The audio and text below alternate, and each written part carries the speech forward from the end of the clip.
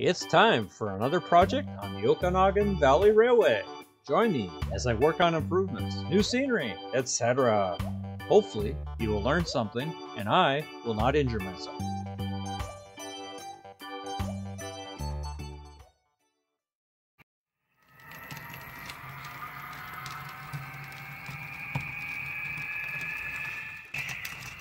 Oh, you gotta be kidding me.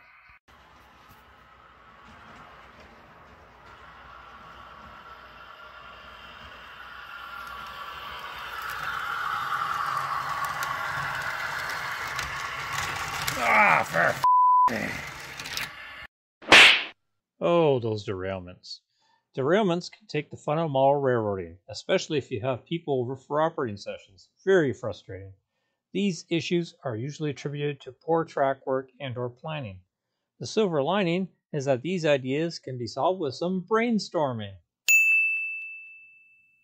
In this video, I'm going to deal with an ongoing issue. I think on a lot of mono railroads, this is always an issue. There's always that spot where maybe you've tried to cram too much track in or what have you. And in my case, it's I try to probably put one too many switches in right when the track's coming out of basically a hidden area. It's a curved switch into one other switch, and then in the ladder track. So it's a lot. It's a lot going on there. And I've had some derailment issues here as I over dramatized in the at the beginning there. So what this video is about is how do I fix this problem. So initially I had this I've had these industries I put in here. This one especially was basically somewhat let me see if I can show the track plan here. So there's the actual yard, and that you can see the Duncan Avenue spur, which is where the cannery actually was. So I wanted to have an industry there. My cannery I've put down at the other end of the layout. Due to spacing issues and that, I just didn't have room for something like that. So I put the contracting in here, and then I put the propane spur in over here. And initially I thought, that works, but a couple of problems arose. So the switcher has to go basically almost out of sight for a second to clear the switch, come down, back down here, and in the switch area. So that was a bit of a problem. And on top of that, all the, or not all of them, but I did have derailments. Just certain engines, some of the cars, especially the 3-axle passenger cars, just don't like that switch. So what do I do? So in kind of looking at things here, I've got this switch here. So when the comes in here, there's the engine has to back pass the switch and then go in and grab the flat car or drop off the flat car at the contracting interior contracting business. So what I was thinking was, if I take that switch out up here and then just have a nice piece of curved flex track come into the second switch, that should alleviate that problem. Hopefully, anyway. And then what I thought I would do is I would take this. This is a code 70 track here. Most of my industrial spurs are code 70, some are code 83. Was I would flip the switch around, and with the track alignment, it'll work. Even though it's actually a right-hand switch, it should work with regards to rerouting the track. So basically, the track that's coming in at the top, this one here, will be gone. And then this one will still be in, but I'll have to realign it for the switch and realign the propane one as well. And then the track is going to head off diagonally past. You can see the Volvo truck there, and then connect here. So I basically have the materials I need. So I'm going to go ahead and start working on that. And that's so this is my project. Here we go. A little piece of advice: when starting a project and thinking you have all the materials in hand, you should really ensure you have all the materials in hand. One thing I've overlooked is this is code 100 track here. I need a code 100 switch to go in here, right-hand switch. It's going to go in to connect, so I can connect the track over here. Uh-oh, I don't think I have any spare ones. So what am I going to do? Geez. Let me think about this here. Walking around the layout. Oh, geez, there's my staging in there. It's kind of cramped, but, and then, I've got 4 track staging up there. I was going to put 6. I didn't really need 6, so I ended up with 4 track. This one's got 6, and then there's an extra track used to run around here with a switch I don't need. What? Oh. right hand switch. There it is. Now that all the materials are in hand, or I'm quite sure they are, the first thing I need to do is I need to remove that switch, and I also have to, and then I'm going to remove most of this track through here. I got to pull this up here, the switch, and this track, and I have some feeder wires which I'll have to move as well, probably resolder. So I'm going to get started with that right now. One thing I didn't go over before I start my project, some of the tools I'll be using. So one is a smaller pair of pliers, you know, those pliers. These are great for pulling spikes out of the track. Chisel, basically this is for getting underneath the track. It's all ballasted and glued down, so you need something to pry it back up. And you can do it fairly gently, usually it'll come up. Rail nippers, because I'm going to have to cut off some rail around the railway crossing there. And also, it's a little bit dark over there, so I got this beautiful, great flashlight here. I actually got a trade show, and it's LED. Oh my god, it's bright. Anyway, it's really bright. So that's those are the tools I'll be using initially anyways. Okay, you can see I got the switch out and the track. I've cut either in here. What I'm going to do here is, a lot of times you'll notice when tracks are abandoned, and that longest time the rails still go across the road, even though no trains go through anymore, and they'll sever both ends as well. It's just, it's extremely difficult sometimes to pull rails out of asphalt. So I'm going to do the same. What I'm going to do is I'm going to put a patch over top, so it'll look like an asphalt patch over the tracks. And I'm going to leave the ballast in there too. It kind of looks neat. Bit of an abandoned line. I have to pull them. I've got some feeder wires there. I'll come out and I'll use them elsewhere. And then over here you can see I've started to look at how I'm going to line up the switch. It looks like it's going to actually line up really nicely with the right hand code 70. And then I'll have to get a piece. I'll probably use code 83 to transition to the code 100. And then with the switch coming off of the yard track there. So that'll be my next step. And also I'll have to pull that switch out of the staging track as well.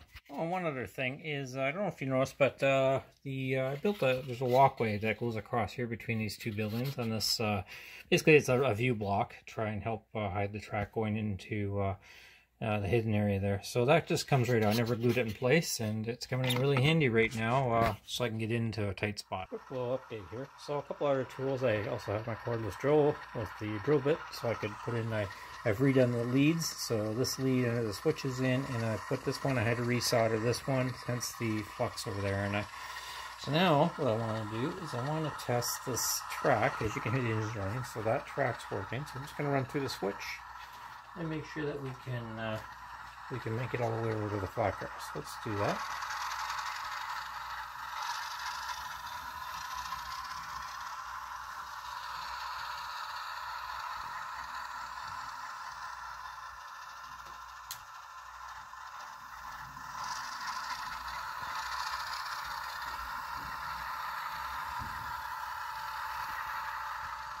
Great, so now it's ready to spike the track down and connect to the rest of the yard. Okay, so I've put in the connector track, so that now connects the that industrial section with the yard. So let's test it out. Make sure everything works here. I've put in a couple leads right here, so what should happen is, even though I throw the switch at this end, and it's cancel frog. Engine's still working. Let me choose this end as well. Great, so we've still got electrical power.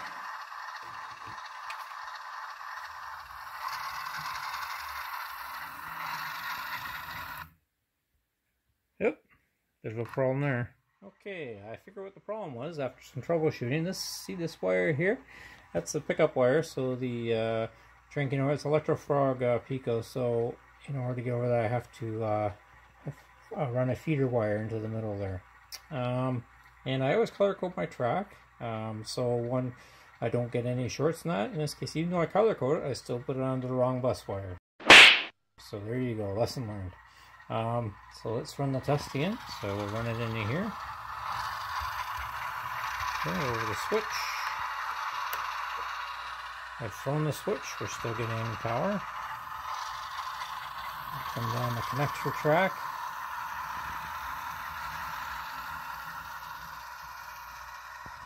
Throw the switch. Okay.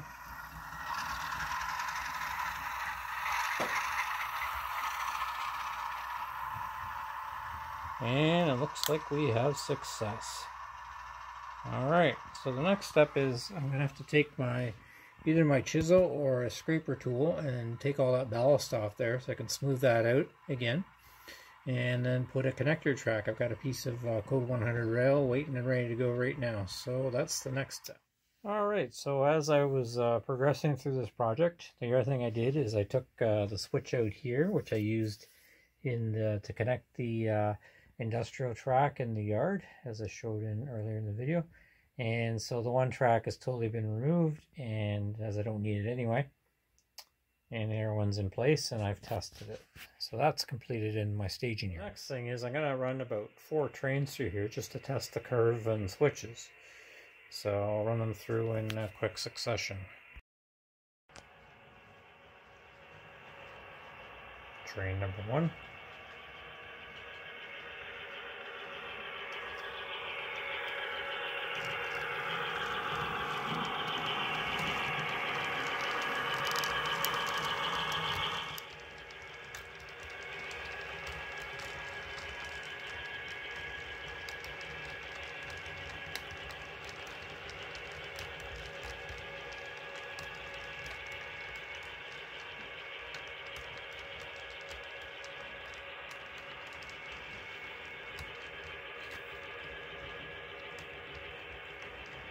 I did seem to have a minor issue with the switch there, but that's got nothing to do with the work actually. It's this one right here, so I'll have to take a look at that.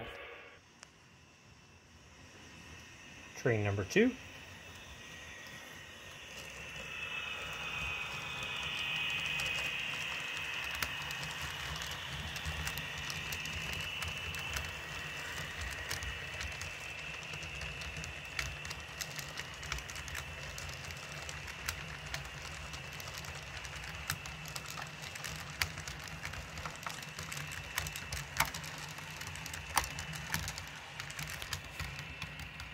Train number 3.